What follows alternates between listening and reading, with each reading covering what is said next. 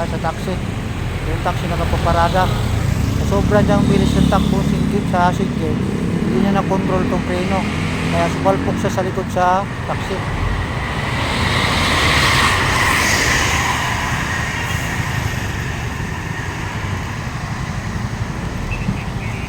So, laki tong motor na oh. Big bike. 500cc.